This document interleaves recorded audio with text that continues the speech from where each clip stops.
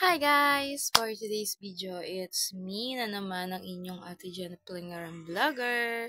So mga ka-idol, ang isi-share ko sa inyong araw na ito ay, anong petsa ba ngayon?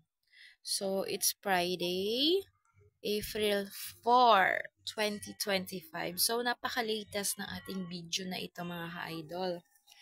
So ang isi-share ko nga sa iyo mga ka-idol ay tungkol sa ating how to convert your SPay later into cash. So mga ka-idol, sad to say ay hindi na gumagana yung ating Maya business account, Maya business QR code. So mga ka-idol, hindi na po gumagana. So, hindi ko na alam kung paano i-convert ang SPay later. So, kahit na hindi na gumagana yung inyong yung inyong Maya QR code, syempre meron pa rin kayong SPay later.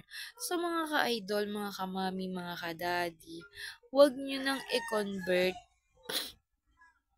into cash yung inyong SPay later. Bagkos, palakihin nyo na lang, gamitin nyo na lang, huwag nyong i-due date. Ganun mga ka-idol. Kasi, huwag na kayong gumaya sa akin na naka-freeze ang aking account ngayon ng SPay later at ang aking extra limit at ang aking S-loan.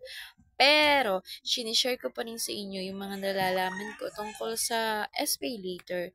So, napakaganda na may SPay later ka kasi mga ka-idol. So, alam nyo ba na napakatagal bago kayo bigyan ni Orange Basket ng SPay later.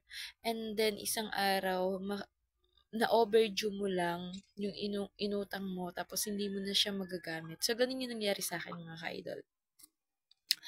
So, to say, hindi ko na magagamit ang aking SPay later kasi nga na-overdue ako ng isang beses. And then, matagal ko siya bago nabayaran at na-freeze na yung account ko. So, kahit anong gawin kong rebisa, pakiusap sa Shopee Live, so, tumawag na ako sa Shopee Live agent ng SPay. So, yun na nga, tumawag ako sa agent ng Orange Basket, ng Ocean Shopee. And then, ngayon nga, mga ka-idol, ay hindi na talaga nila pwedeng ipakiusap yung aking account kahit nasabi ko isang beses lang akong na due date. So, itinawag rin nila ako sa partnership or sa sisterhood na utangers ng SPay later. So, alam ko kasi ang humahawak ng SPay later ay ang C-Bank, mga ka-idol. So, yun yung magka-partner. If I'm not mistaken, ha? Baka mamaya mali ako. Pero merong partner na bangko ang SPay later. And then, yun nga,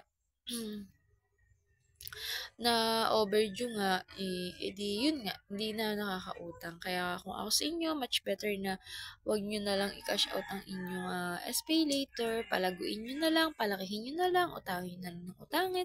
At kapag nagkaroon na kayo ng magandang record kay SPay later, magkakaroon din kayo ng S-loan, mga ka-idol. So, ganun kaganda.